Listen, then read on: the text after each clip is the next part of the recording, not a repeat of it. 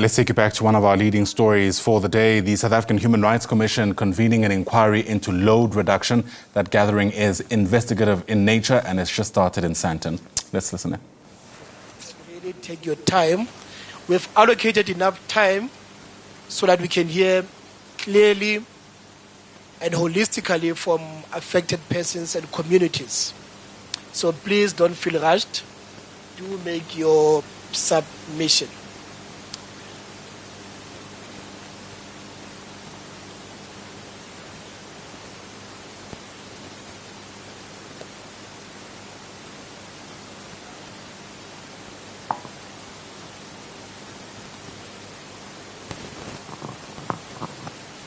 Ka boikokobetso re go tlhalositswe gore o tlo bapaki gompieno akere mo bopaking bo o tla bo ifang ke go ikanisa kgotsa o netefatsa gore o tla bo bua nnete akere mo tseo go no tlisitse gore ha o ka ba o ikanisitswe kgotsa o netefaditse gore o tla be o fa bopaki bo bona le bonnete wa etsa gore o fitlhe mo o buang seo e seng nnete o ka latofatsa kgotsa wa re sa molatsitse go tshepa sa bobedi se tshwantsho se etse ke gore ba tlabe e le gore ba leng ka mo ke batho ba farologaneng go tla mekhatlong kgotsa ke dikemedi tse fapafapaneng tse di tla reng ga di feditse go utlwa bopaki ba gago di tla fiwa tšhono ya go ka botsa dipotso le gona ba tlabe ba eteletse pele ke re Madlingozi go na le me Mekoa kgotsa advocate Mekoa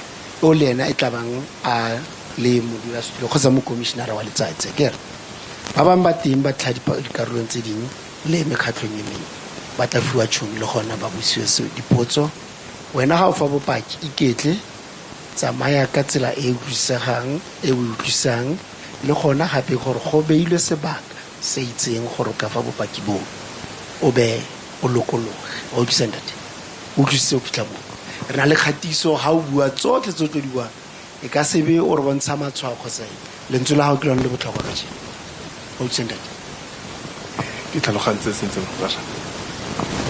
It's all understood, Commissioner. Thank you.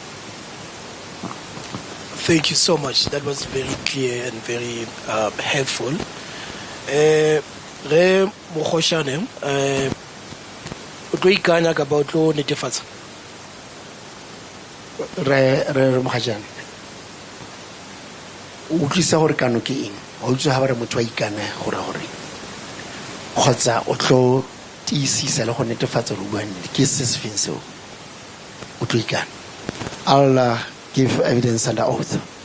Okay, we're gonna administer the oath now. Do you swear that the testimony that you're going to give today is the truth, the whole truth, and nothing but the truth? If that's the case, would you raise your right hand and say, "So help me God"? Mogajane kana mabitso le sefane ka botlalo ke mang? Kgaogelo Calvin Mogajane. Re Kgaogelo Calvin Mogajane wa ikana gore se o tlo fang bopaki ka sona ka tšeng e tla ba nnete fela nnete e feletseng ga go le yalo ka ge o tsholetse setla sa gago sa moja e re fela Modimo nthuse. Duly sworn in. Julie Soden, thank you so much. Thank you so much. Mr. Mogojane, the time is yours now. You have got the task of starting us off. It's difficult, but it's also an honor. So we are honored that you have taken time to honor our process, and we look forward to your testimony. As we said, this is your space. Take your time and be free. Be free. Take your time. Be free. Speak in the language that you are comfortable in, and then we'll take it from there. So the floor is yours. Thank you. Tane ka ge o beilwe mo go thata fela ke tlotlo gape go ba e be e le wena Pula Madibogo. Se seng hape ke gore le rona re tlotlomaditswe ka gore e tlabe le wena o re bulelang tsela lokologa ka puo e buisang e leng yona e kgwetsang gore o lokologe o fe bopaki o pula mo dibogo tswela pele re o mfe sebaka sa gore ba sa utlwing puo ya gago e monate kgotsa entle ke kgone go ka ba romela yona le bona ke re o isente ra refosana ka leboga bagolo ga di dumedisa. Good morning, ladies and gentlemen. Jaaka ke ba nkitsisitse gore nna ke Kgaogelo Mogajane, se ke tlo simulang ka sona ke go tshwara fale le fale go ya ka di-guidelines tse leng gore re di neilwe ke the Human Rights Commission. Thank you so much. As I've introduced myself as Kgaogelo Mogajane, I'm going to go through this procedure by starting with the guidelines that were given to us by the Human Rights Commission.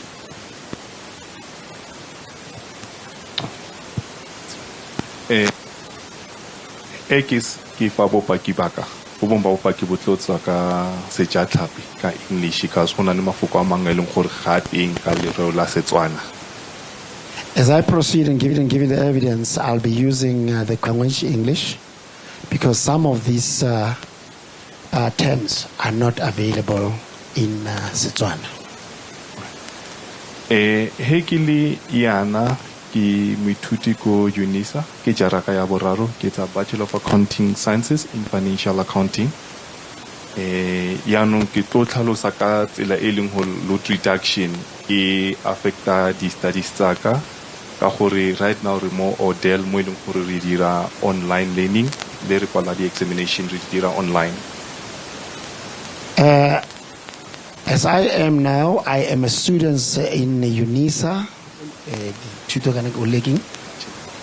Bachelor of Accounting Sciences in Financial Accounting. The reason why I am going to be given the evidence in this instance is because I will be articulating as to how load reduction affects me as a learner and also has an effect on how I proceed on my Odell since we are doing our duties and writing our exams online. Then furthermore, ki community activist, kinane di jara dili 3 to 4 years since 2021-2022 ki thusa batho ka matsapa Eskom mo maka go ke tswang go teng. And I'm also a community activist who has been working within the community for about 3 to 4 years with the community where I originally come from in Mekoa. Mekoa it's a village it's in the border of Northwest and Gauteng. Mekoa is a village which borders the Northwest and Gauteng.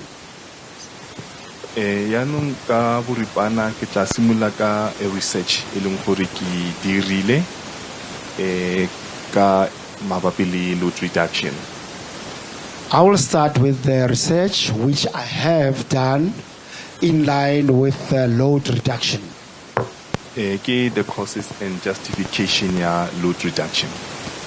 It's about the causes and justification of load reduction. Here simula load reduction ko Mekoa inane di jara e simolotse. Ikatsa ile gore it could be about 5-6 or more years. Although Eskom bona by announced officially ka 2020. As I'm starting, load reduction in that area or in our area has started long before. It's about 5 to 6 years, though the Eskom decided to announce it in 2020. Yaanong eski dirile research nentse ke sala more like management ya Eskom to understand gore bona ba re load reduction ke eng and e dira yang. Yaanong ka fitela go the group executive ya distribution ya Eskom Mr. Monty Bala are ya Monty Bala ESCOM only implements load reduction as a very last resort for the shortest possible time after all other options have been exhausted. Then ESCOM spokesperson, Ms. Stephanie Mekoa, in an interview on 702 the reason why we are load reduction is because of the localized networks that are overloaded. Mr. Commissioner, can I, through you, ask that the wordings that are done in English be taken by the House as is?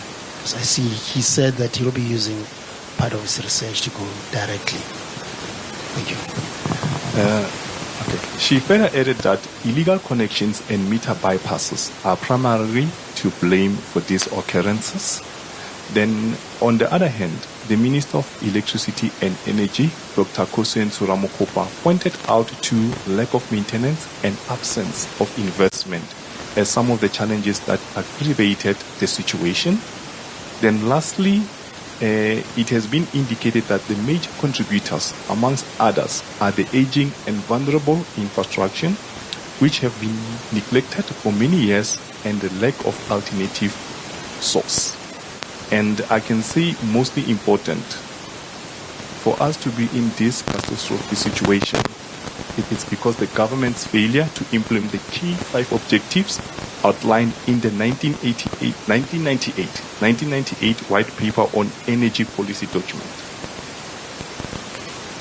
As articulated, he read it through. Thank you, sir.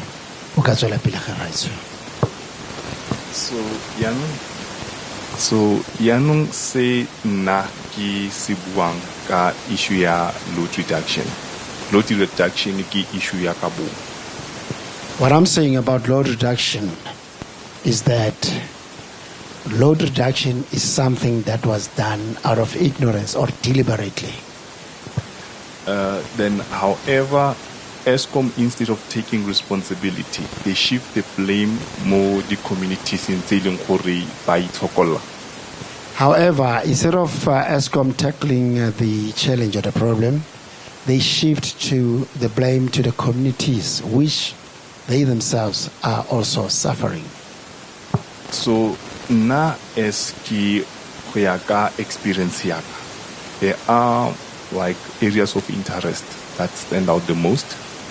They look identifying. And according to my interest, there are areas of interest which I have identified. Santla ki issue ilong kore ESCOM balaka meter bias, meter bypass, balaka vandalism, balaka theft, and so on. Firstly, ESCOM always mention or cry out about meter bypassing. They are talking also about vandalism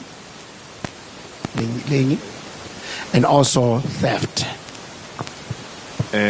Yanong he ritamoneting kadumela gore ke nnete batho ba utswa motlakase. Truthfully so, when it comes to tell the truth, I agree. People steal electricity. But now, the bone of contention,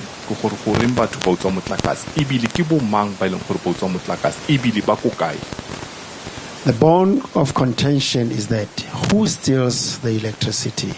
Where are the thieves of this electricity? Where do they originate from as thieves of this electricity? And also, ESCOM idira ingi to curb the problem ya and also to say what is ESCOM doing to curb the theft of electricity. In some areas, key issue it's more like a free for all. You find the whole community because if you look through it all, you'll find that it's a free-for-all type of situation where the whole community does not even buy electricity. But now, point out, then I can say ESCOM has tightly guarded this information, how or the policy, how it's being implemented or its prevalence. Kunani, this minimum buying threshold, about 350 rand per month per household. I can also say that there is a way how ESCOM and also the police are trying their best to keep the information about this. Is what we call 350 rands per month per household. This policy, gaina transparency.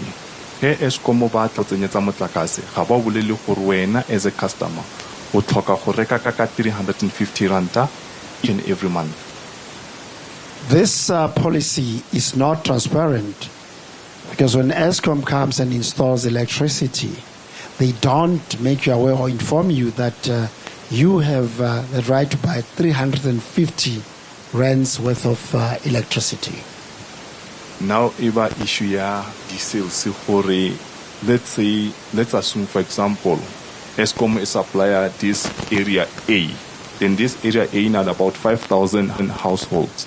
So that means, according to their calculation, they have to generate approximately 5,000 households multiplied by 350 rand. Mekoa calculator quickly. To calculate. What it really means is that, for instance, in sales, you'll find that in an area where we have about 5,000 households, and at a rate of 350 rands per household, ESCOM would be generating this much. Let me just quickly calculate it.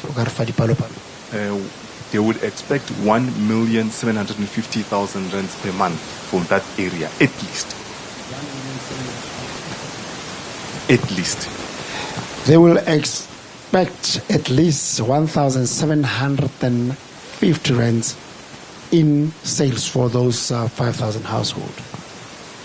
So now this information, it comes from ESCOM, from the area manager, Watswane Matse Komokat.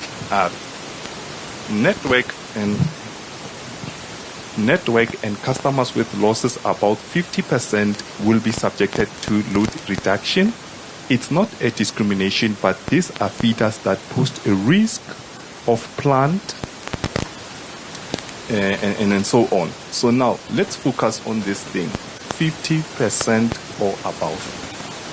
How does ESCOM calculate that? So this community must buy for at least half of this 1,750,000 so that ESCOM should not implement load reduction in that area. So now it becomes a problem for this 1,750,000. How are you going to raise that money, or the half, which is 875,000, let's say? Because for some of the households, they can only spend 150 rand per month. Because sometimes you find that some of these households, they can only afford or spend 150 rands. Let's say in a household where I'm a bachelor, then kitula kiliwane hakina mosadi hakina ngwana, critically possible to spend that 350 rand per month now. Let's say, for instance, in a household where I'm just a bachelor and I'm staying alone, no wife, no children, is it really practically possible to spend the 350 rands? Sometimes I'll because momisong katsoha it's amaka 5 o'clock kia tirong kiwa mantiwa around 8 o'clock. That is Monday to Friday. Then Saturday ki fitelo ki tswaka 8 o'clock kia funeraleng kia whatever kiwa mantiwa ka 7. Sunday is the only day ki thola mo gae. So how konagale gore nka reach that threshold? That threshold is not possible to reach. How can I spend so much? Because Monday to Friday, in most instances, I wake around 5 and I'm at work whole day, Mondays to Fridays. And another possibility is that I will be at the funeral on Saturday from 8 o'clock until around 7. And Sundays, that's the only day I fully spend the day at home. So now, like I said, August 50 this 350. So now hele sa fitlhele 350 o fitlhele gore many households some of the households o fitlhele gore they've been abandoned ga gona opo e leng gore o dula ka mogare tse dintse ke bonkgono ba leng gore ba dula le ditlogolo.